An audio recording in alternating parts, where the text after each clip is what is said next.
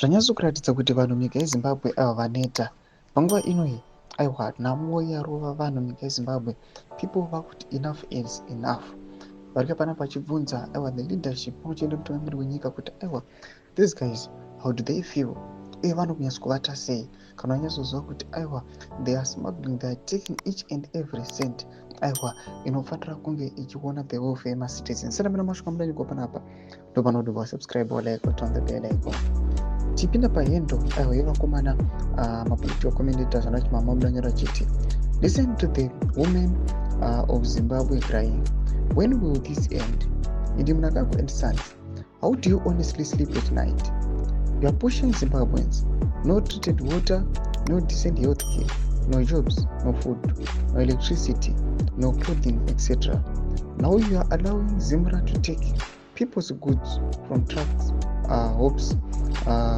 Goods are paid for with money.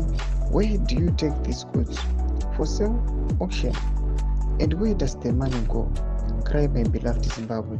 And posted this picture amukona aiwa ane his two sons achiti aiwa vakomana panguva ino vakutevera each and every cent yemacitizens vanotora magoods emacitizens vabvunza kuti vanokuziva here kuti macitizens anenge atostrugula, anenge atotambura kuti vabhadhare those goods, but vamwe vanozonge vachingomatora zvavo and they do not know why what they want to use those goods for, but they know kuti these guys they are elites, vane zvinhu zvavo, but each and every day vanenge vachingoisa decent pamacitizens. Emutidza mafungiro aimoti kudii pamusoro pechitiko ichi chiona kuti aiwa munyika zvamusina kana mabasa, vanhu vashaya kana pechokubata, the government inongoya ichingotreatena macitizens. Todzi mafungiro aimoti kudii pamusoro pechitiko ichi?